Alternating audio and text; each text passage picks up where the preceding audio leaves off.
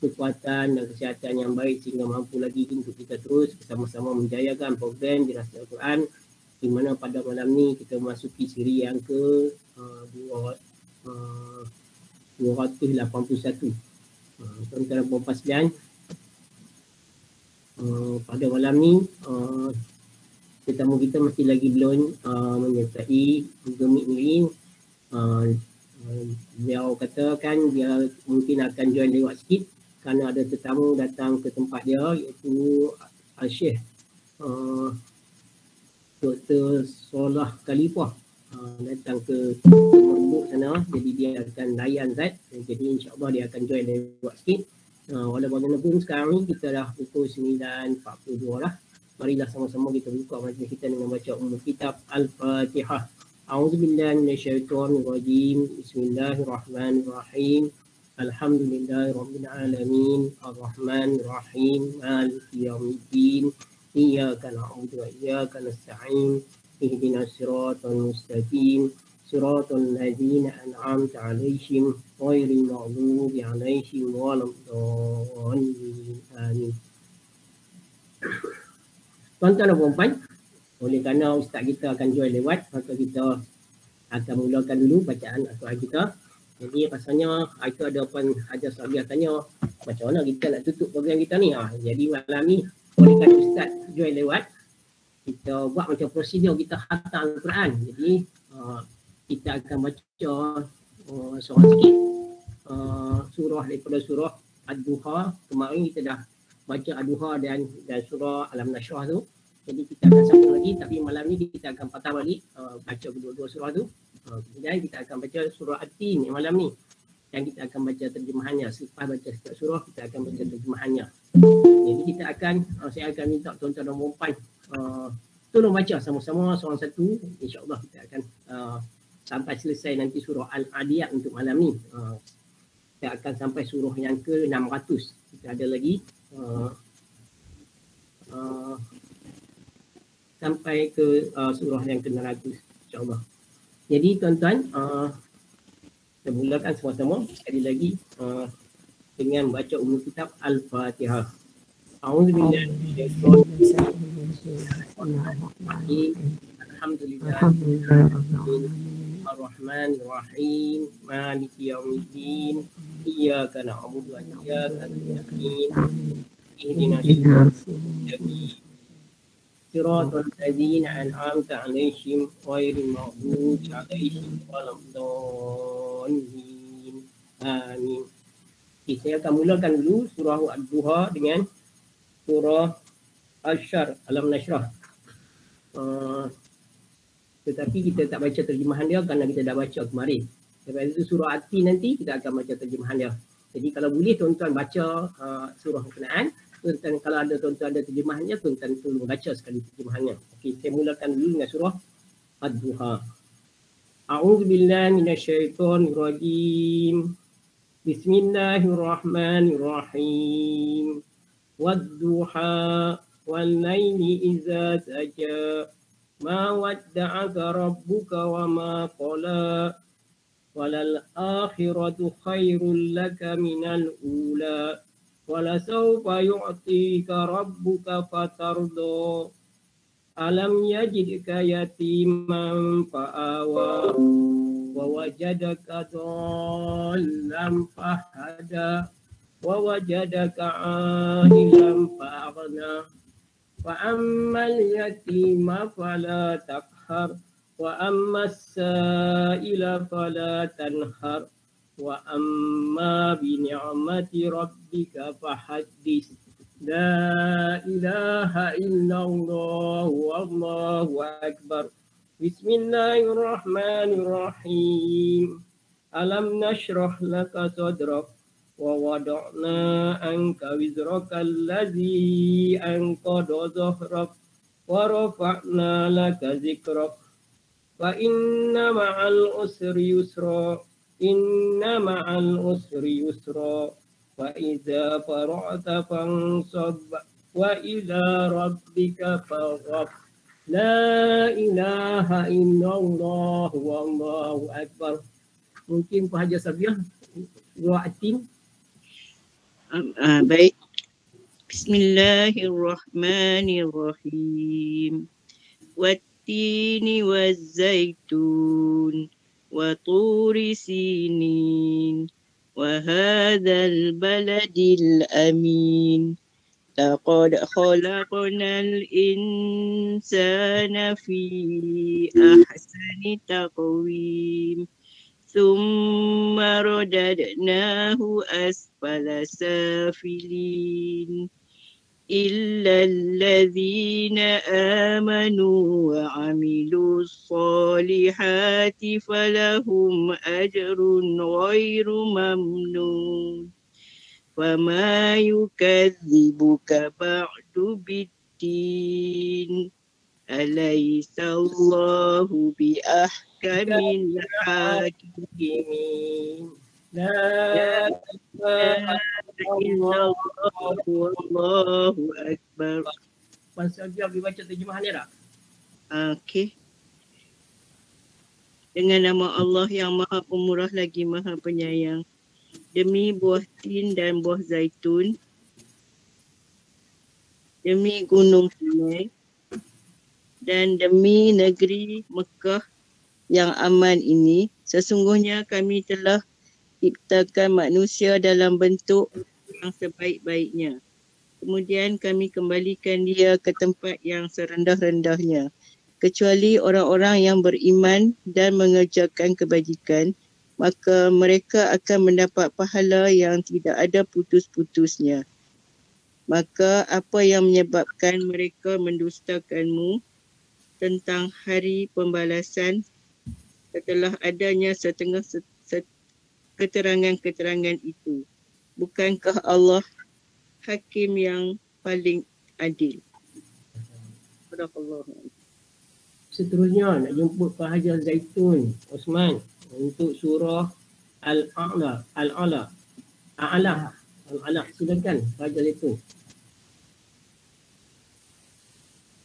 أعوذ بالله من الشيطان الرجيم بسم الله الرحمن الرحيم اقرأ باسم ربك الذي خلق خلق الإنسان من علق اقرأ وربك الأكرم الذي علم بالقلم علم الإنسان ما لم يعلم كلا إن الإنسان ليطغى أن رآه استغنى إن إلى ربك الرجعى أرأيت الذي ينهى عبدا إذا صلى أرأيت إن كان على الهدى أو أمر بالتقوى أرأيت إن كذب وتولى ألم يعلم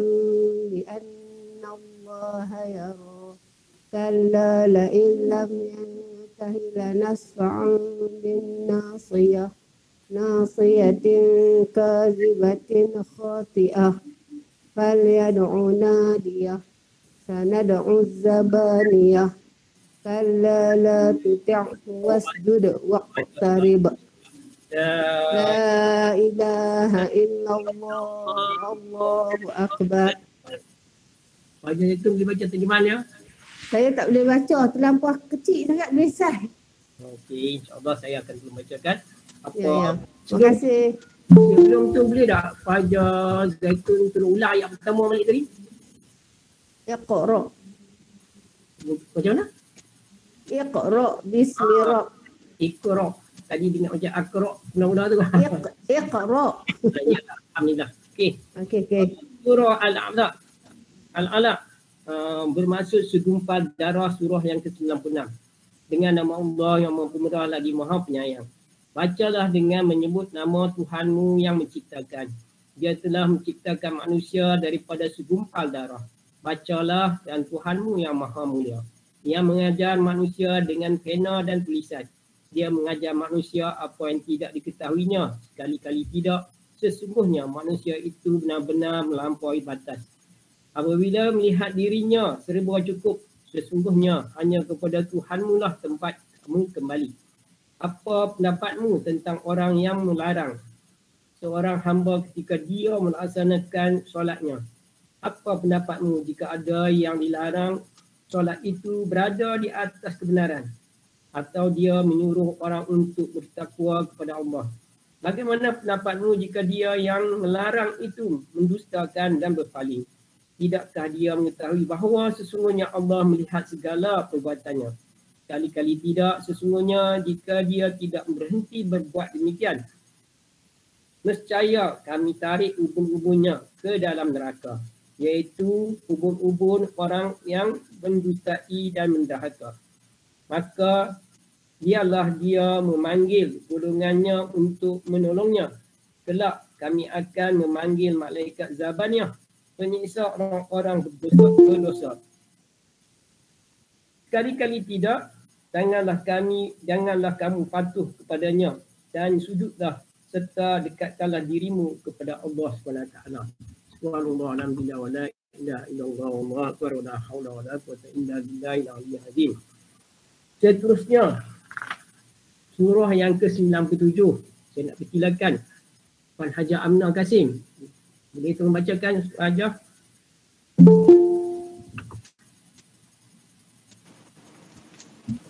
A'udzu billahi minasyaitonir rajim. Bismillahirrahmanirrahim. Inna anzalnahu fi lailatul qadr wa ma adraka ma lailatul qadr. Wa ma adraka ma lailatul qadr. Wa ma adraka ma lailatul qadr. Lailatul qadri khairum min alfi syahr. Tanazzalul malaikatu warruhu fiha biizni rabbihim min kulli am.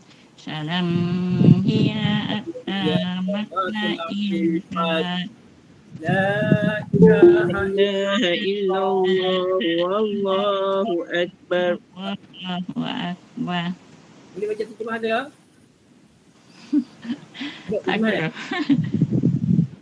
Oh, baca terjemahannya. Ha. Dengan nama Allah yang Maha Pengasih lagi Maha Penyayang. Kemuliaan Lailatul Qadar. Sesungguhnya kami telah menurunkannya Al-Quran pada malam Qadar.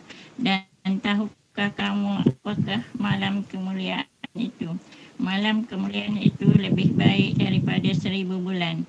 Pada malam itu turun para malaikat dan Ruh Jibril dengan izin Tuhannya untuk mengatur semua urusan. Sejahteralah malam itu sampai terbit fajar. Seterusnya, yang ke-98. Saya nak silakan Puan Haja Nurlilawati Abdul Aziz, silakan baca surah Al-Bayyinah.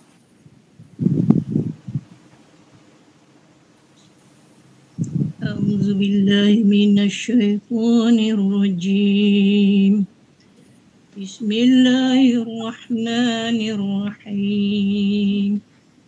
Lam yakunil ladzina kafaru min ahlil kitabi wal musyrikina munfakkina hatta ta'tiyahumul bayyinah.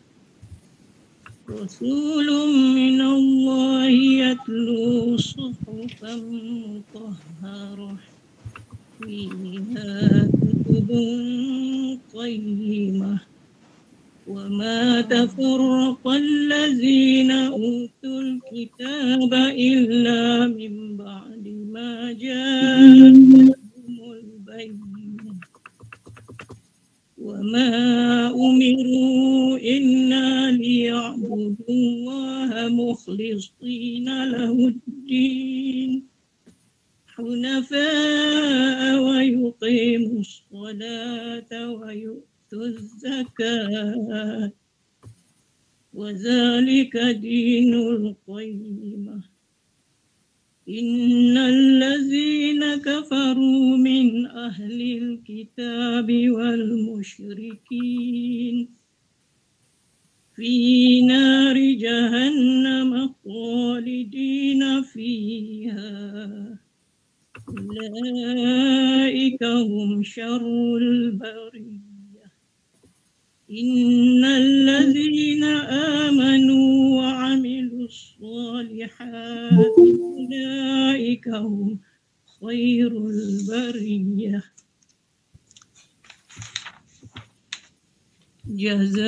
جزاؤهم عند ربهم جنات عدن تجري من تحتها الأنهار خالدين فيها أبدا رضي الله عنهم ورضوا عنه ذلك لمن خشي ربه La ilaha illallah wallahu akbar. Silakan Puan Najah Nurlilawati baca terjemahannya. Dengan nama Allah yang Maha Pemurah lagi Maha Penyayang, orang-orang yang kafir daripada golongan ahli kitab dan orang-orang musyrik tidak akan meninggalkan agama mereka sehingga datang kepada mereka bukti yang nyata, iaitu seorang Rasul daripada Allah, Muhammad, yang membacakan lembaran-lembaran yang suci Al-Quran. Di dalamnya terdapat isi kitab-kitab yang lurus benar. Dan tidaklah terpecah belah orang-orang ahli kitab, melainkan setelah datang kepada mereka bukti yang nyata. Padahal mereka hanya diperintahkan menyembah Allah dengan ikhlas mentaatinya semata-mata kerana menjalankan agama dan juga agar melaksanakan solat dan menunaikan zakat, dan yang demikian itulah agama yang lurus benar. Sesungguhnya orang-orang yang kafir daripada golongan ahli kitab dan orang-orang musyrik akan masuk ke neraka Jahannam. Mereka kekal di dalamnya buat selama-lamanya. Mereka itu adalah sejahat-jahat makhluk. Sesungguhnya orang-orang yang beriman dan mengerjakan kebajikan, mereka itu adalah sebaik-baik makhluk. Balasan mereka di sisi Tuhan mereka ialah syurga Ad yang mengalir di bawahnya sungai-sungai. Mereka kekal di dalamnya buat selama-lamanya. Allah redha terhadap mereka dan mereka pun redha kepadanya. Itu adalah balasan bagi orang yang takut kepada Tuhannya. Sadaqallahul azim. Seterusnya surah yang ke-99, surah Al-Zalzalah. Saya nak persilakan Puan Basah daripada bahagian buaya. Silakan Puan Basah. InsyaAllah. A'udzu billahi minasyaitonir rajim. Bismillahirrahmanirrahim. Idza zulzilatil ardu zilzalaha wa akhrajatil ardu athqalaha وقال الإنسان ما لها يومئذ تحدث أخبارها بأن ربك أوحى لها يومئذ يصدر الناس أشتاتا ليروا أعمالهم فمن يعمل مثقال ذرة خيرا يره ومن يعمل مثقال ذرة شرا يره. La ilaha illallah. Bolehkah Puan baca terjemahan ya? InsyaAllah. Tapi kecil lah. Bismillahirrahmanirrahim. Apabila bumi digoncangkan dengan goncangan yang dahsyat dan bumi telah mengeluarkan beban-beban berat yang dikandungnya dan manusia bertanya, apa yang terjadi pada bumi ini. Pada hari itu bumi menyampaikan beritanya. Kerana sesungguhnya Tuhanmu telah memerintahkan yang demikian itu padanya.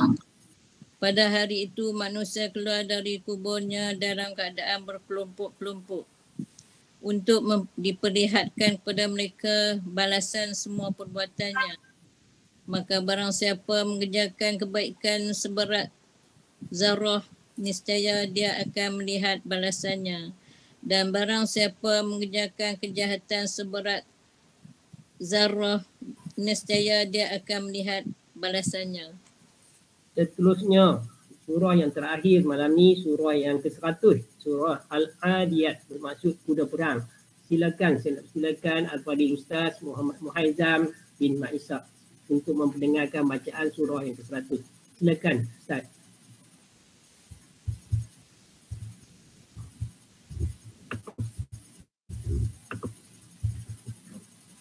Bismillahirrahmanirrahim. والعاديات ضبحا فالموريات قدحا فالمغيرات صبحا فأثرن به نقعا فوسطن به جمعا إن الإنسان لربه لكنود وإنه على ذلك لشهيد وإنه لحب الخير لشديد أفلا يعلم إذا بعثر ما في القبور وحصل ما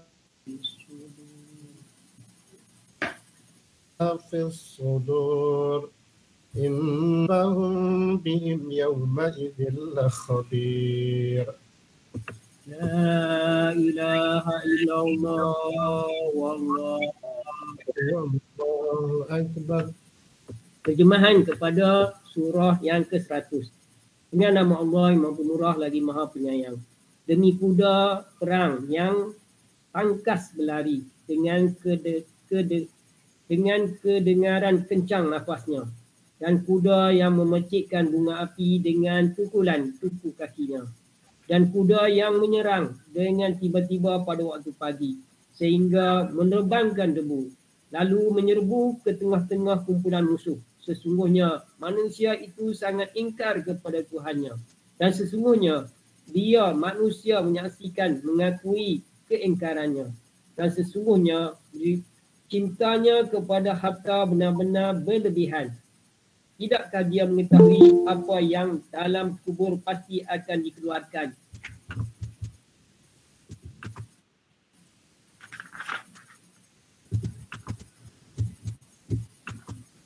Dan apa yang tersimpan di dalam dada didedahkan.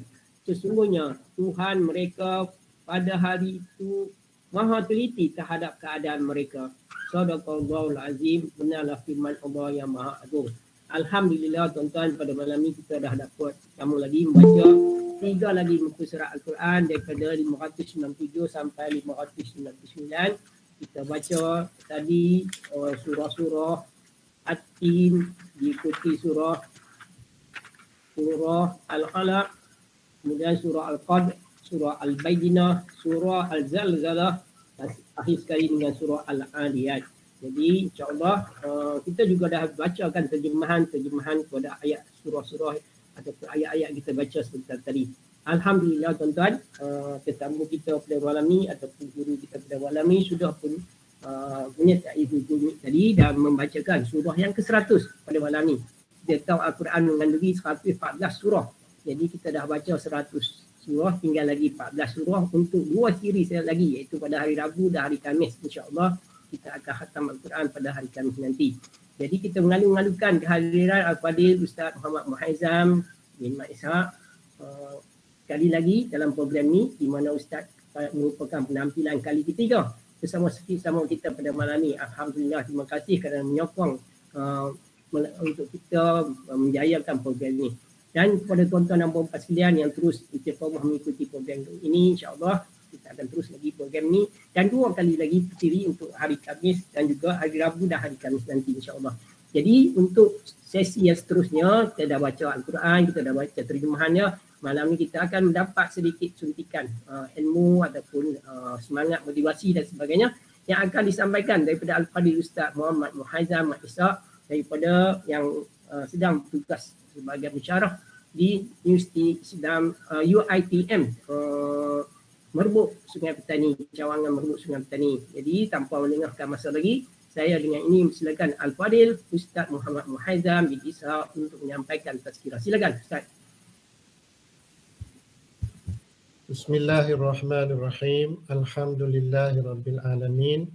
Wassalatu wassalam ala asyrafil anbiya'i wal mursalin wa ala alihi wa ashabihi ajma'in. Subhanaka la ilma lana illa ma 'allamtana innaka antal alimul hakim. Rabbi syrah li sadri wa yassir li amri wahlul 'uqdatam min lisani yafqahu qawli thumma amma ba'd.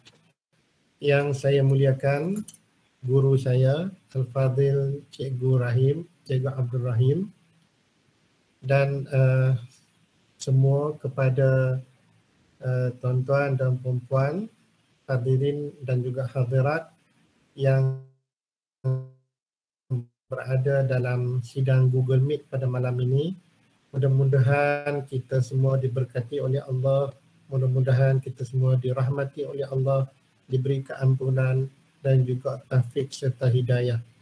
Pertamanya saya mohon maaf kerana sedikit lewat kerana saya terpaksa menghadiri majlis selepas maghrib tadi, dan alhamdulillah saya dapat juga bersama dengan tuan-tuan dan perempuan pada malam ini, dan saya minta izin kepada Cikgu Rahim untuk buka untuk saya nak share hadis dengan tuan-tuan dan perempuan pada malam ini, insya-Allah. Silakan Ustaz, saya dah tutup dah presentation, Ustaz boleh buat presentation. Baik, terima kasih Cikgu.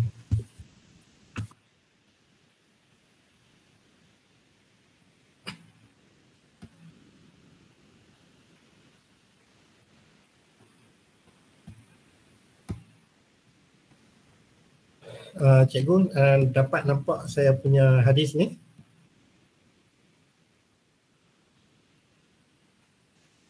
Nampak dengan jelas. Dapat juga. Baik. InsyaAllah pada malam ni kita nak baca satu hadis yang ringkas sahaja. Dan hadis ni hadis yang diriwayatkan oleh Imam Muslim di dalam sahihnya. Hadis yang berbunyi An Abi Hurairah anna Rasulullah sallallahu alaihi wasallam qala La taqumus sa'atu hatta yuqatilal muslimuna al-yahud fayaqtuluhumul muslimuna hatta yakhtabi al-yahudiyyu min wara'il hajari wasyajar fayaqulul hajaru awisyajar ya muslimun ya abdallahi hadha yahudi khalfi fata'al faqtulhu illa al-gharqat fa innahu min syajaril yahud, yang memberi maksud daripada Abu Hurairah bahawa Rasulullah sallallahu alaihi wasallam bersabda. Hadis diriwayatkan oleh sahabat Nabi Abu Hurairah radhiyallahu anhu bahawa Nabi sallallahu alaihi wasallam bersabda, la taqumus sa'atu, tidak akan terjadi hari kiamat hatta yuqatilal muslimun al-yahud, sehingga kaum muslimin berperang dengan orang-orang Yahudi. Jadi tuan-tuan yang saya muliakan, hadis ini menerangkan kepada kita bahawa hari kiamat tidak akan berlangsung kecuali akan berlaku satu peperangan. Dan peperangan itu peperangan yang paling besar. di antara orang-orang Islam dan orang-orang Yahudi. Jadi kita perhatikan dalam hadis ini, Nabi SAW memberi satu isyarat bahawa kita akan berperang dengan orang-orang Yahudi. Dan peperangan itu akan berlangsung pada akhir zaman. Dan peperangan yang dimaksudkan dalam hadis ini ialah peperangan yang paling akhir ataupun peperangan yang kemuncak. Kerana realitinya peperangan kita dengan orang-orang Yahudi sedang pun berlangsung sekarang ini.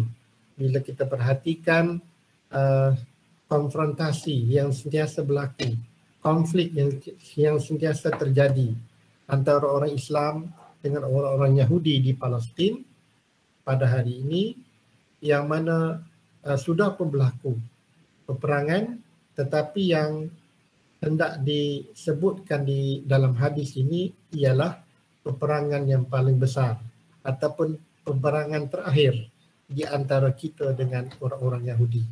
Ini bermaksud peperangan kita dengan Yahudi ini daripada sekarang sentiasa berlangsung sehinggalah nanti di akhir zaman.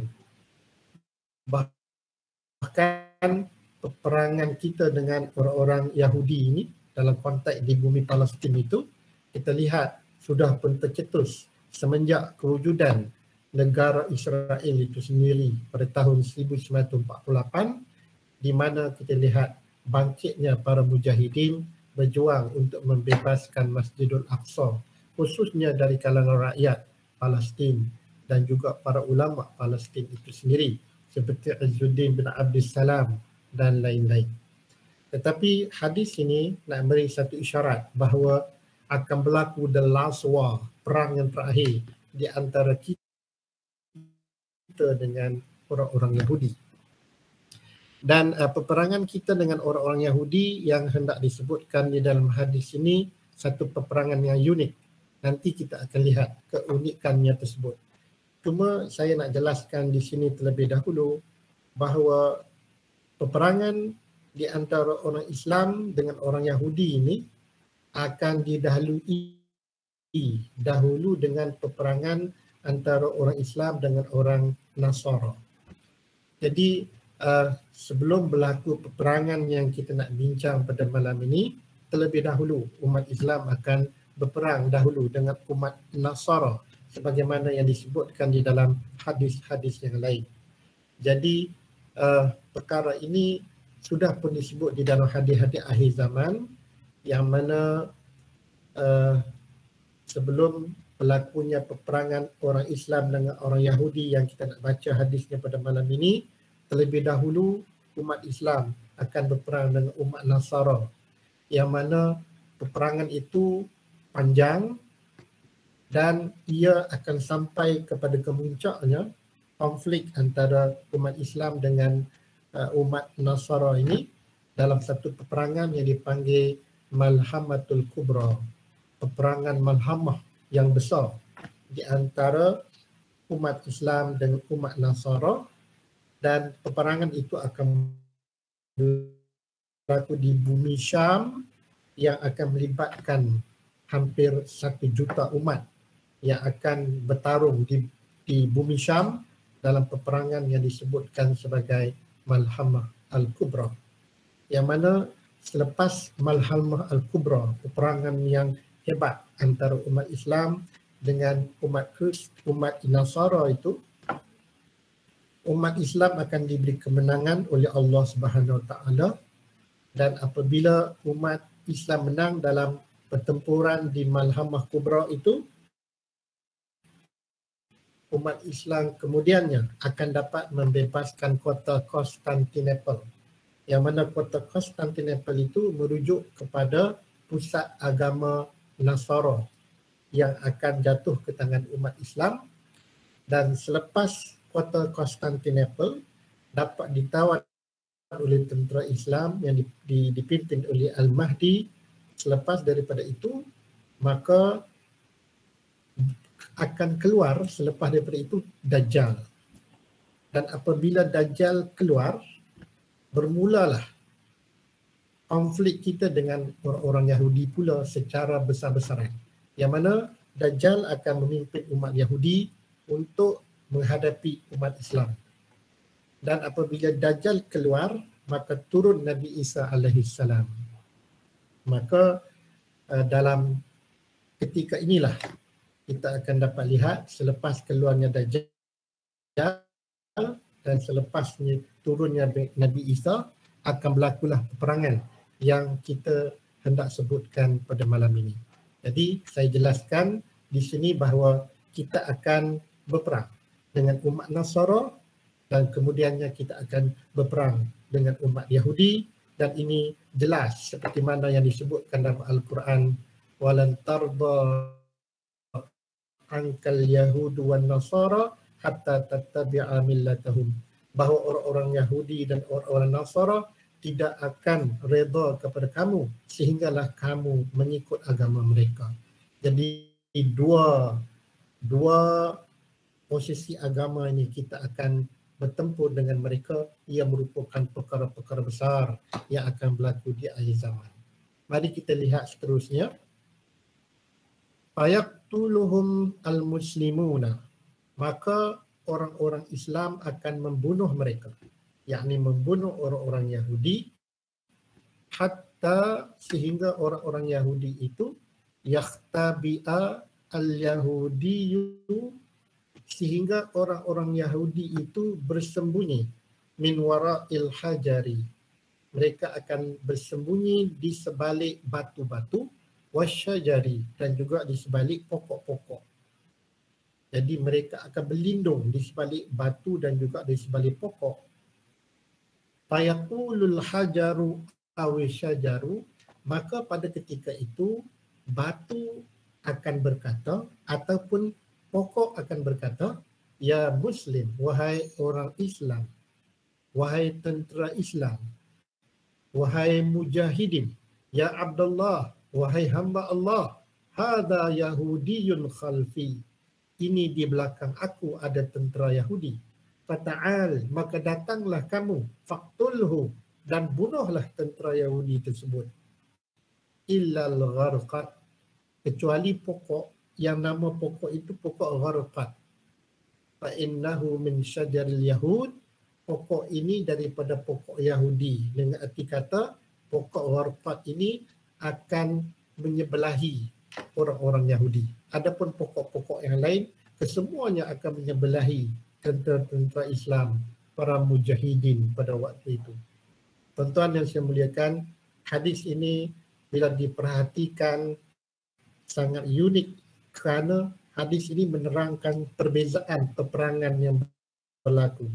Pada zahirnya kita melihat hadis ini menunjukkan kepada kita bahawa tentera Islam akan didokong bukan saja oleh imam mereka Al-Mahdi dan juga Isa alaihissalam, bahkan akan didokong oleh pokok-pokok dan juga batu-batu. Sehingga apabila tentera Yahudi berselindung di sebalik pokok dan juga di sebalik batu, pokok dan batu-batu ini akan memberitahu kepada tentera Islam bahawa di belakang mereka adanya orang Yahudi. Ini menunjukkan dalam peperangan yang akhir ini, orang-orang Yahudi tak ada tempat untuk mereka berselindung. Tak ada tempat untuk mereka menyembunyikan diri, melainkan mereka terpaksa berhadapan dengan tentera Islam. Hanya mereka boleh berlindung, hanya mereka boleh berharap kepada satu jenis pokok yang nama pokok itu ialah Al-Gharqat. Jadi tuan-tuan yang saya muliakan, kata Profesor Dr. Yusuf Al-Qardawi, hadis ini adalah hadis yang sahih, sama ada dari segi sanadnya ataupun dari segi matannya. Tidak syak lagi hadis ini termasuk dalam kategori hadis yang sahih. Dan tidak diragukan lagi bahawa pada masa akan datang, kata Dr. Yusuf Al-Qardawi, peperangan antara Islam dan Yahudi pasti akan berlaku dan sekarang sudah berlaku. Tetapi hadis yang kita baca ini adalah peperangan yang terakhir, yang orang-orang Yahudi akan dipimpin terus oleh ketua mereka, iaitulah Dajjal, yang akan menzahirkan diri sebagai pemimpin mereka sehinggalah kemudiannya dia dibunuh oleh Nabi Isa alaihissalam di gerbang Kota Lut di Palestin. Dan peperangan ini turut disertai bukan saja oleh manusia, bahkan juga batu-batu dan juga pokok-pokok. Dapat difahami daripada hadis bahawa peperangan tersebut bukanlah atas dasar kaumiah kebangsaan, tetapi atas dasar diniah, yakni di atas dasar agama. Kata Profesor Dr. Yusuf Al-Qaradawi, peperangan ini bukan perang atas nama Arab. Peperangan ini bukan atas nama nasionalisme Arab, bukan atas nama kaum, tetapi peperangan ini atas nama agama. Sebab itu disebutkan di situ Al-Muslimun, orang-orang Islam. Dengan makna dalam peperangan yang akhir ini, orang-orang Islam daripada segenap penjuru, mereka akan datang ke bumi Palestin dan mereka akan berperang dengan Yahudi. Tidak sebagaimana sekarang, orang-orang Palestin terkial-kial, berjuang sendirian tanpa dibantu oleh negara-negara umat Islam, sehingga mereka diperlakukan oleh tentera-tentera Yahudi Zionis sebegitu rupa. Tetapi dalam peperangan ini, apabila umat Islam dipimpin oleh Nabi Isa dan juga Al-Mahdi, mereka akan, tentera Islam pada waktu itu akan datang daripada seluruh wilayah umat Islam, akan datang daripada bumi Arab, akan datang daripada bumi Turki, bahkan akan datang daripada bumi Nusantara ini, insya-Allah. Kata Dr. Yusuf Al-Qaradawi lagi, yakni bukan peperangan antara Arab dengan Yahudi atau rakyat Palestin dengan Yahudi seperti sekarang, tetapi antara Muslimin dengan Yahudi. Pada waktu itu, di mana bendera umat Islam hanya satu. Bendera umat Islam pada waktu itu satu, bukan berbilang-bilang seperti hari ini, tetapi satu bendera di bawah pimpinan Al-Mahdi yang disebutkan dalam hadis Nabi SAW, talzam jama'atal muslimina wa imamahum. Hendaklah kamu berpegang teguh dengan jamaah orang Islam dan imam mereka, pemimpin mereka, iaitulah Al-Mahdi. Dan ini jelas daripada lafaz yuqatilul muslimun al-yahud. Kata Dr. Yusuf Al-Qaradawi, perhatikan lafaz hadis yang menyebutkan yuqatilul muslimun, akan berperang orang-orang Islam. Bukan disebut orang Arab, bukan disebut mana-mana bangsa, tetapi disebut sebagai orang-orang Muslimun yang menunjukkan pada waktu itu umat Islam yang cintakan Allah dan Rasul, mereka akan datang segenap penjuru untuk membebaskan Masjidil Aqsa. Hadis dengan jelas memberi isyarat bahawa satu-satunya jalan untuk mencapai kemenangan dengan Yahudi ialah dengan berperang atas dasar agama. Demikianlah kata Dr. Yusuf Al-Qaradawi, kalau kita nak menang untuk lawan orang-orang Yahudi, mestilah kita balik kepada perjuangan berlandaskan agama, bukan berlandaskan nama Arab sebagaimana yang diperjuangkan oleh negara-negara Arab pada hari ini. Lafaz hadis yang menyebutkan ya Muslim, ya Abdullah, wahai orang Islam, wahai hamba Allah. Lafaz hadis ini menunjukkan bahawa pohon dan batu tidak akan menyeru kecuali kepada orang Muslim, yakni orang yang tunduk dan taat dan hamba Allah sahaja, dan bukan kepada hamba dinar, bukan kepada hamba nafsu, bukan kepada hamba pangkat dan hamba dunia. Perhatikan, dalam hadis ini, lafaz tadi menyebutkan pokok dan batu akan memanggil tentera Islam dengan ya Muslim, wahai orang Muslim. Muslim dengan makna orang yang taat, orang yang patuh kepada Allah. Ya Abdullah, wahai hamba Allah, orang yang menghambakan diri kepada Allah. Pada waktu itu, tentera-tentera Islam yang akan membebaskan Masjidil Aqsa ini adalah tentera-tentera yang mereka itu Muslim. Mereka itu tunduk dan patuh kepada Allah. Mereka yang sifatnya Abdullah, orang-orang yang menghambakan diri kepada Allah. Bukan dari kalangan para tentera ataupun askar yang hidup berhambakan hawa nafsu ataupun berhambakan kepada dunia pangkat kedudukan. Dengan makna dan pengertian yang lain, dalam peperangan yang akhir ini yang akan membawa kita kepada kemenangan, kualiti tentera Islam yang akan berperang dengan Yahudi ini adalah terdiri daripada tentera yang berkualiti tinggi, seumpama tentera Badar yang dipimpin oleh Nabi SAW, yang mana jumlah mereka 313 orang dapat mengalahkan 1,000 orang kerana mereka mempunyai kualiti walaupun sedikit, tetapi mereka dapat mengalahkan yang banyak kerana sahabat-sahabat Nabi yang jumlah mereka 313 orang ini adalah orang-orang yang taat dan patuh kepada Allah. Mereka telah membebaskan diri mereka dari penghambaan diri kepada hawa nafsu, kepada dunia pangkat dan kedudukan, menyebabkan mereka hanya menjadi hamba Allah semata-mata. Maka akhirnya dengan jumlah 313 orang, mereka dapat mengalahkan tentera musyrikin Mekah yang jumlahnya 1,000 orang yang lengkap segala kelengkapan perang, tetapi diberi kemenangan oleh Allah. Kam min fi'atin qalilatin walabat fi'atan katsiratan biiznillah.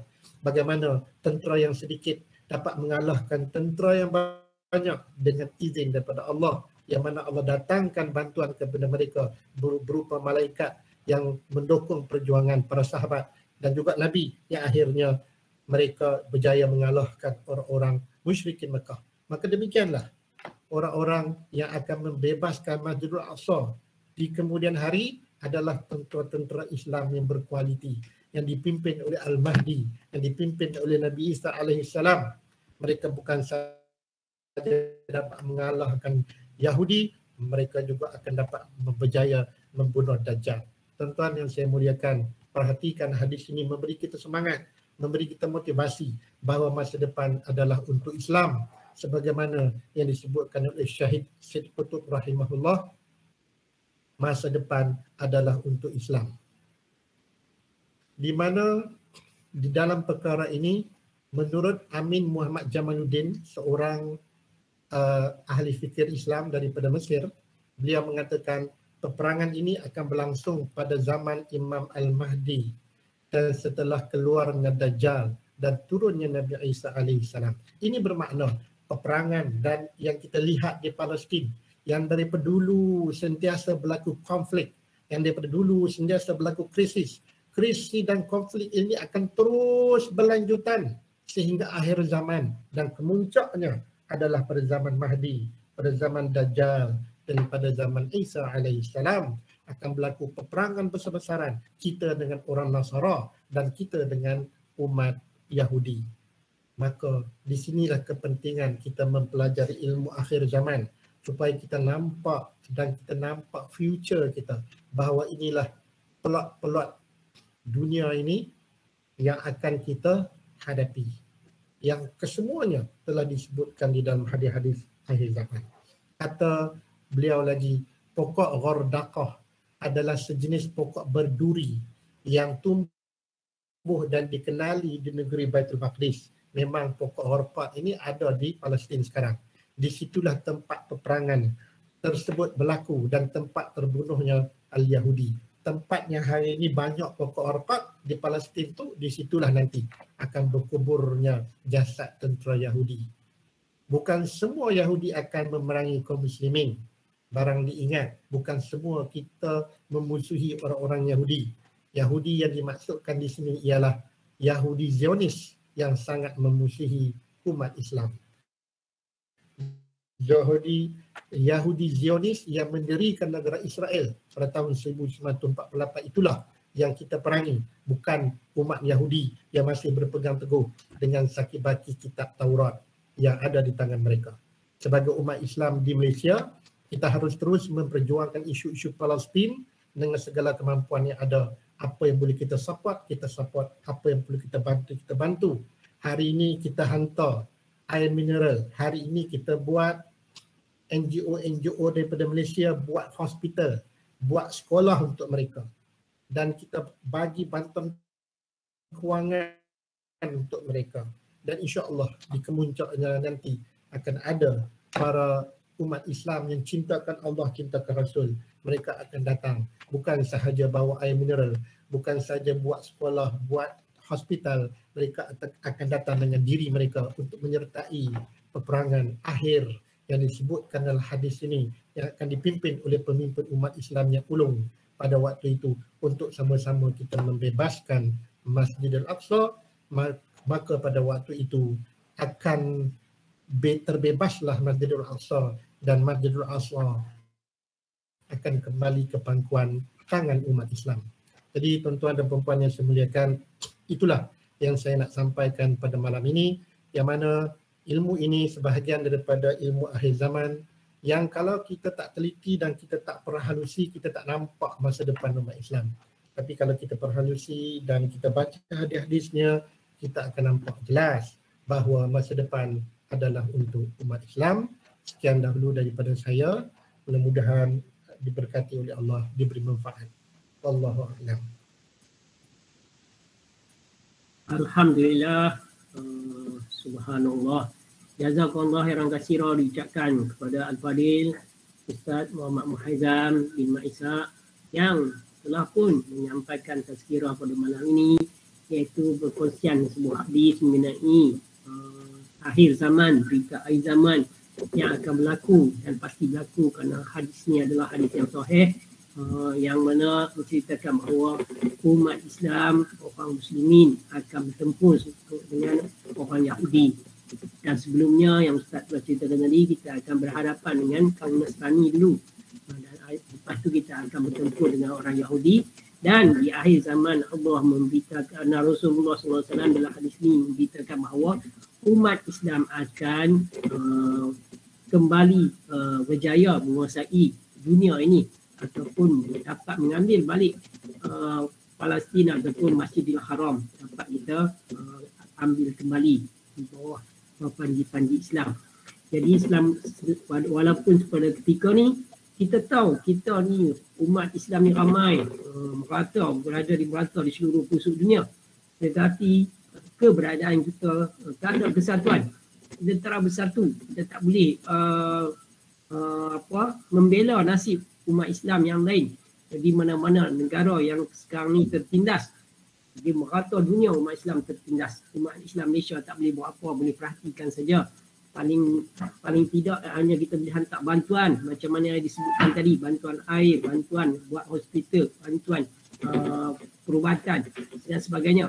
Tetapi itu sebenarnya tak cukup. Kerana kita pun tak boleh membantu dari sudut yang lain. Jadi apa yang orang buat kepada umat Islam di India dan lain apa, kita hanya boleh perhatikannya, kita boleh kesian saja. Kita pun tak tahu bila benda tu akan terjadi di negara kita sendiri. Benda tu pun boleh berlaku di mana-mana juga saja negara Islam. Kerana orang bukan Islam nampak memang mengambil peluang yang ada.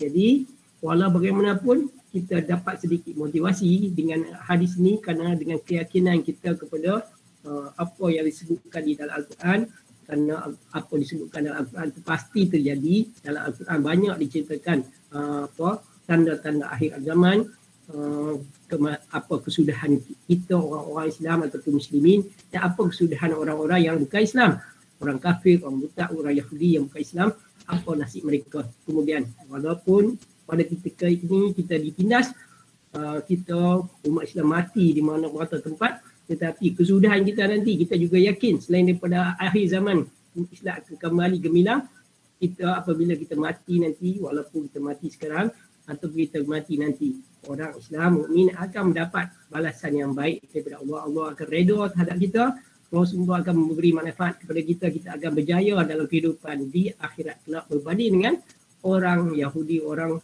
bukan Islam, orang kafir, orang murtad dan sebagainya yang akan mendapat balasan yang siksaan yang kita minta dijauhi daripada diri kita, insya-Allah. Jadi tuan-tuan dan puan-puan, hadis ini memotivasikan kita seperti mana yang telah disebutkan oleh Ustaz kita.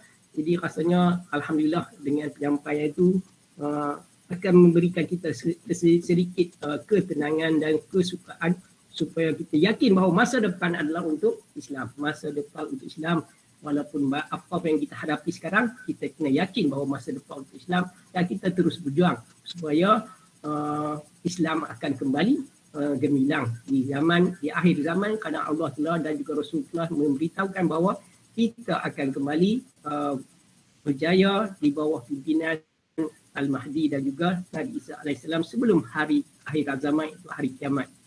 Jadi saya ucapkan terima kasih lagi kepada Ustaz Muhammad Muhaizam, dan seterusnya saya nak persilakan tuan-tuan dan puan-puan yang nak berinteraksi dengan Ustaz, silakan. Mungkin Hajah Nurlilawati nak berinteraksi dengan Ustaz, silakan Hajah Nurlilawati.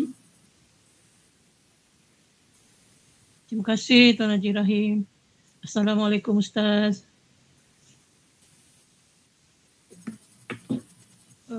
Ustaz, Waalaikumsalam. kita dah lama dengar kan apa ni peperangan di antara orang Islam dengan orang Yahudi di Masjidil Aqsa tu kan. Daripada seingat saya tahun 1948 Ustaz sebut tadi kan. Macam mana ya Ustaz apa ni komuniti orang Islam di sekeliling bumi dekat Masjidil Aqsa tu, adakah tidak ada usaha bersama ke macam mana ke nak bantu untuk membantu orang-orang Islam di Masjidil Aqsa tu Ustaz? Mohon penjelasan Ustaz.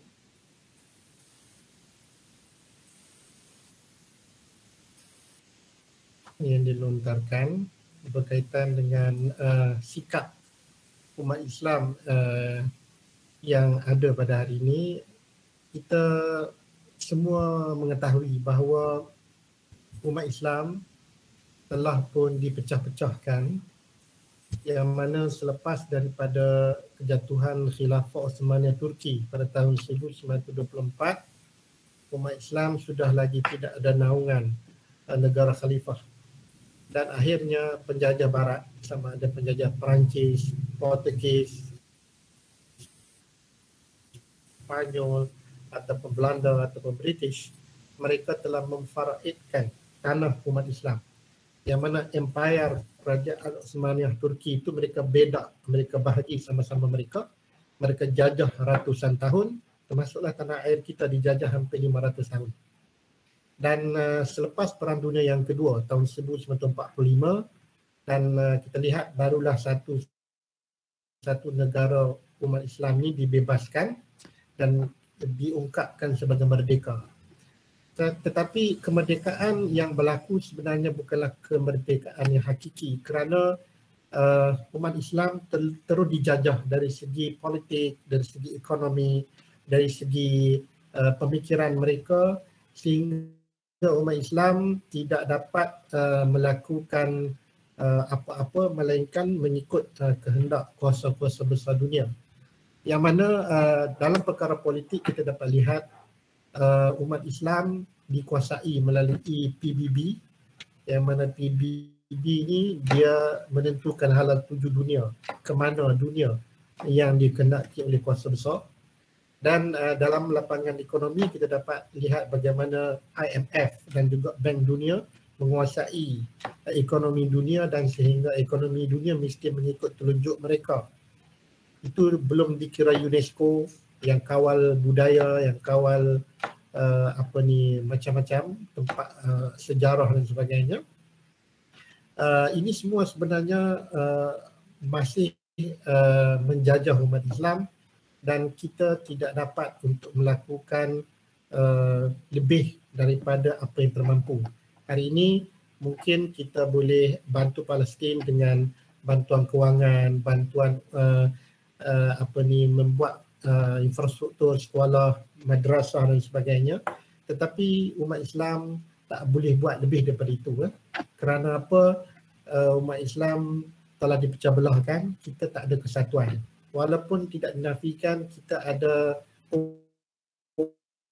OIC, tetapi OIC yang dipimpin oleh negara Arab Saudi, kita dapat lihat negara-negara Arab Saudi dan negara Teluk itu sendiri telah berkiblatkan kepada Amerika Syarikat, seperti Arab Saudi, Bahrain dan sebagainya, kecuali Qatar.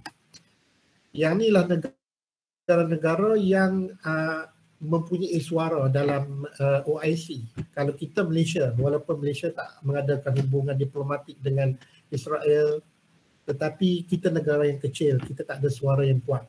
Negara-negara Arab yang ada suara di OIC tidak berperanan. Bahkan nampaknya mereka lebih berminat sejak akhir-akhir ini untuk memberi pengesahan ataupun menormalisasikan negara kewujudan negara Israel. Jadi itulah dunia Islam yang ada pada hari ini, yang menyebabkan rakyat dalam negara umat Islam ni bersemangat untuk membebaskan Masjidil Aqsa. Tetapi pemimpin khususnya pemimpin di negara Arab tidak memberi ruang kepada umat Islam ini untuk melakukan sesuatu bagi membebaskan Masjidil Aqsa. Kerana pemimpin khususnya di negara Arab itu telah dipilih oleh kuasa-kuasa besar, jatuh bangunnya ditentukan oleh kuasa-kuasa besar seperti yang berlaku di sebagai contoh yang berlaku di Mesir, yang mana bila jatuh Hosni Mubarak naik Mursi, kemudian dijatuhkan semula sehinggalah naik Presiden Amerika Syarikat hari ini, menggambarkan kepada kita dunia Islam dikuasai sepenuhnya pada waktu ini oleh kuasa-kuasa besar dunia, menyebabkan pada waktu ini umat Islam terpaksa bersabar dalam menanggung ujian yang dihadapi, khususnya umat Islam di Palestin. Mereka terpaksa menunggu sehinggalah sampai kepada masa yang dijanjikan, dan sesungguhnya masa itu pasti datang dan Allah Subhanahu Wa Taala akan memberi ketika masa yang sesuai sebagaimana yang telah ditentukan oleh qada dan qadarnya.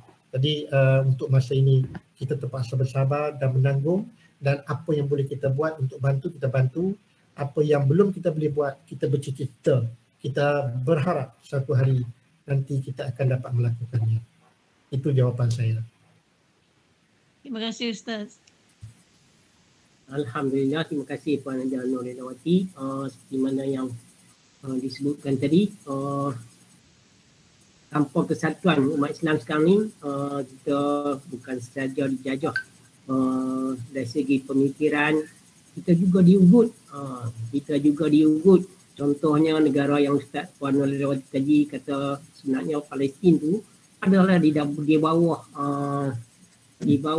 wilayah Islam, yang mana negara-negara Islam berada di kelilingnya, jauh daripada negara-negara barat yang kuasa-kuasa besar, jauh daripada negara-negara Islam tu tersebut. Jadi dia duduk satu-satu di situ, di tengah-tengah tu, bersepadan dengan negara-negara Islam yang lain. Tetapi oleh kerana negara-negara Islam mungkin kepimpinan yang ada di negara-negara tersebut takut ataupun pemikiran dia dah dijajah, dia berfikiran seperti mana yang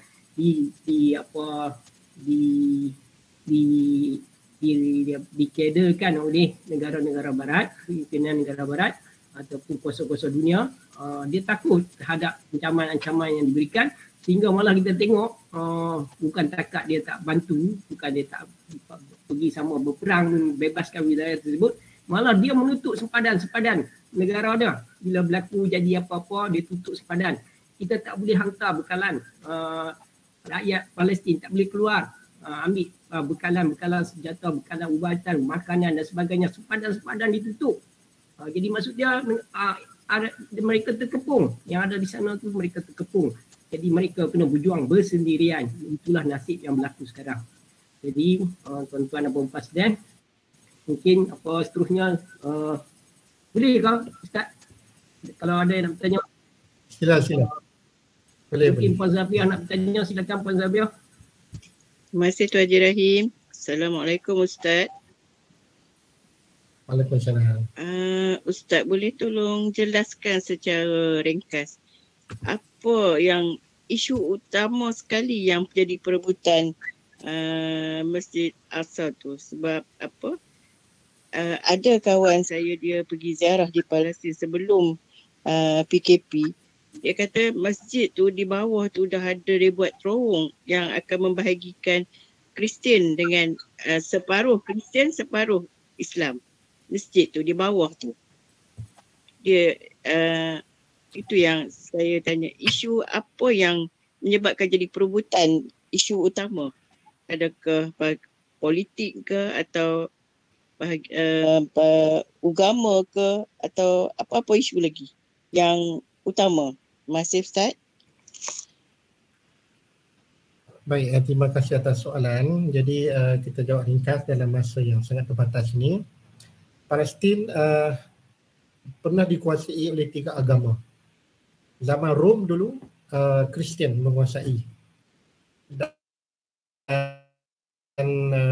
zaman Sayyidina Umar bin Khattab, umat Islam dapat menguasai semula Baitul Maqdis ataupun tanah Palestin. Dan kemudiannya dalam perang salib yang pertama, umat Kristian dapat mengambil semula Masjidil Aqsa dan Palestin, sehinggalah kemudiannya datang Salahuddin Al-Ayyubi membebaskan semula tanah Palestin, dan kemudiannya selepas wafatnya Salahuddin, tentera salib selepas berlakunya perang dengan Islam dengan Mongol selepas kejatuhan Baghdad, Palestin telah jatuh ke tangan tentera salib semula, sehinggalah zaman moden ini kita dapat menyaksikan dengan pertolongan British, akhirnya PBB telah mengiktiraf kewujudan negara Israel yang dikuasai oleh umat Yahudi pula. Jadi 3 agama mempunyai hasrat untuk menguasai bumi Palestin. Jadi konflik yang berlaku hari ini bukan konflik yang baru berlaku. Ianya sudah tercetus sejak sekian lama.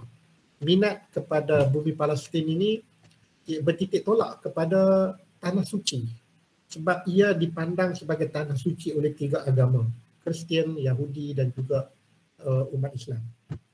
Dan disebut dalam hadis 2 tanah suci umat Islam itu selain daripada Mekah dan Madinah ialah Baitul Maqdis, dan itu adalah kebenaran yang hakiki. Sementara orang-orang Yahudi ini mereka mendakwa itu sebagai tanah suci mereka, yang kononnya di situlah khususnya di Baitul Maqdis itu, di Masjidil Aqsa itu di bawahnya ataupun di tempat itu adanya satu ketika dulu kuil Sulaiman, Solomon Temple, yang dikaitkan dengan Bani Israel, yang dikaitkan dengan Yahudi, raja kepada umat Yahudi.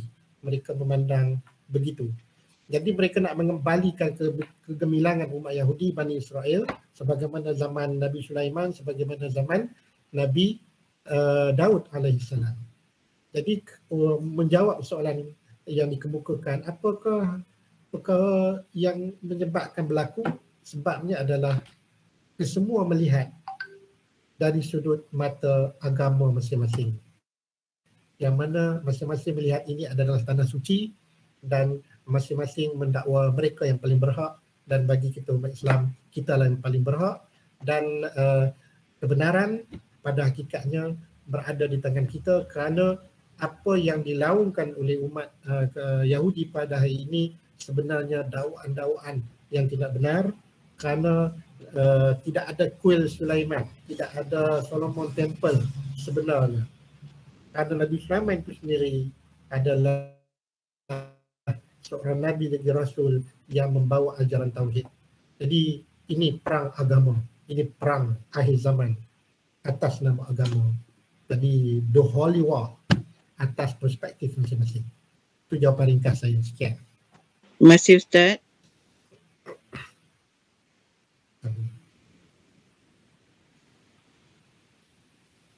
Tuan Haji Rahim tak buka speaker. Cikgu Rahim suara tak dengar. Okey, soalan yang terakhir saya nak bagi peluang kepada Haji Yaakob Ayub. Silakan Haji Yaakob. Berinteraksi Ustaz. Terima kasih Haji Rahim. Assalamualaikum Ustaz. Jadi tadi ada Ustaz menyebut tentang hadis yang Ustaz uraikan kepada kami itu memang jelas lah.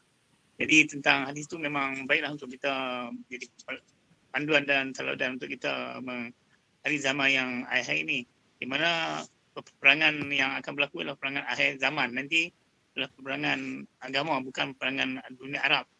Tapi sejak dulu lagi kita sudah faham tentang peperangan ini, di mana pihak Zionis telah ingin mengambil Palestin daripada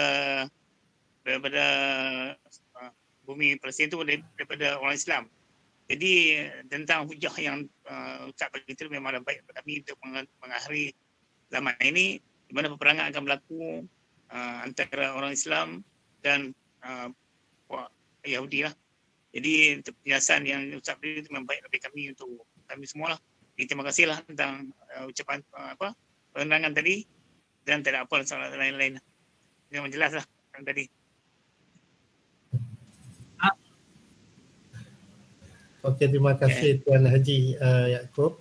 Tak ada soalan, cuma respon daripada majlis kita malam ini. Cuma di akhir ni saya nak sebut, kalau tuan-tuan dan perempuan berminat untuk memperkatakan tentang tajuk akhir zaman ini, saya insya-Allah akan turun ke Sungai Bakap. Bagi mereka yang tinggal dekat Sungai Bakap, saya bermula daripada bulan lepas, saya buka kitab Jawi, tapi tema kita akhir zaman. Kitab Jawi, kitab bahasa Melayu klasik sedikit, tetapi temanya akhir zaman. Sebulan sekali sahaja saya turun, minggu kedua hari Rabu. Minggu kedua hari Rabu di Taman Sungai Bakap Perdana. Surau Taman Sungai Bakap Perdana, hari Rabu minggu kedua. Sebulan sekali saya buka kitab yang membincangkan tentang akhir zaman. Kitab yang simple saja, tidak begitu mendalam, tetapi sesuailah untuk orang awam untuk kita bincang tajuk ini. Tajuk ini sebenarnya satu tajuk yang kalau kita dalami, kita akan jadi orang yang peka dengan perkembangan semasa. Sebab kita memperkatakan tentang dunia, kita memperkatakan tentang isu-isu semasa yang berlaku. Jadi kita akan jadi orang yang sensitif dengan perkembangan apa yang berlaku di dunia. Macam contohnya Ukraine lawan dengan perang dengan Rusia hari ini ya. Semua tu ada clue-clue akhir zaman sebab ada hadis yang sedikit sebanyak ada kaitan ya. Jadi topik akhir zaman ni satu topik yang menarik. Kalau tuan-tuan dan puan-puan berminat, bolehlah untuk hadir pada hari Rabu minggu kedua di Surau Taman Sungai Bakap Perdana untuk kita lanjutkan perbincangan tentang akhir zaman ini insya-Allah. Sekian, terima kasih.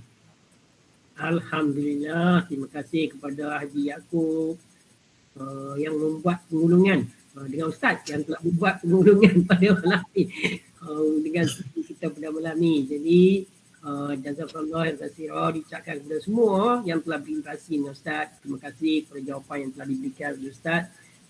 Jadi insya-Allah kita malam ni merupakan malam yang siri yang ke-281.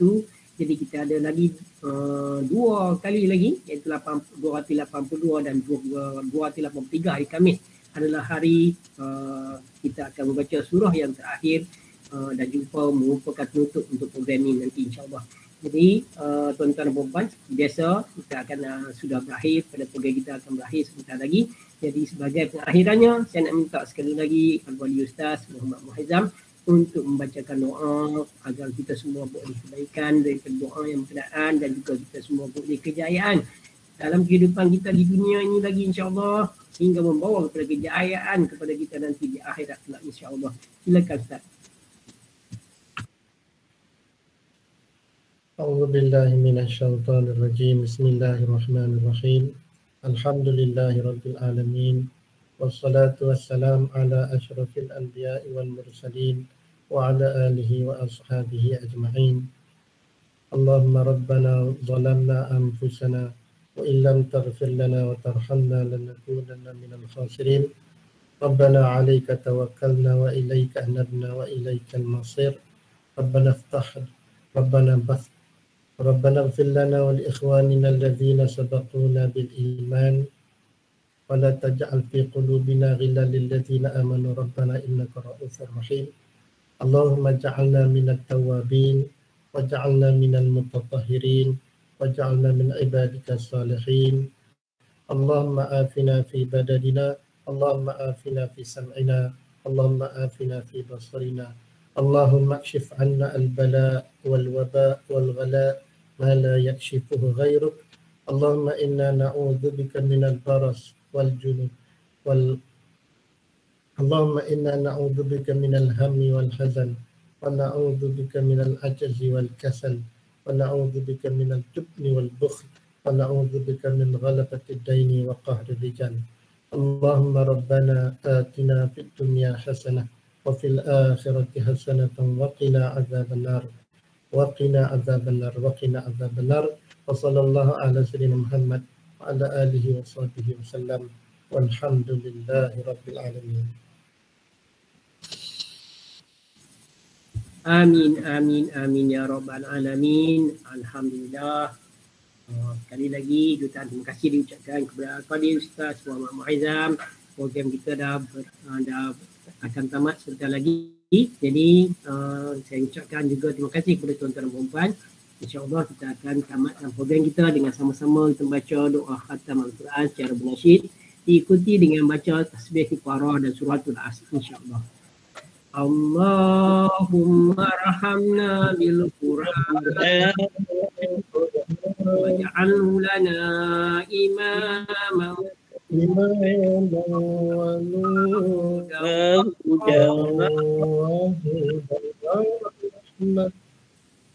Allahumma minhu ma nusina wa'allimna minhu ma jahilna warzuqna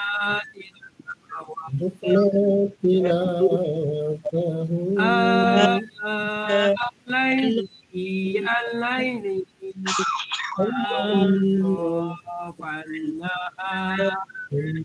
waj'alhu lana hujjatan ya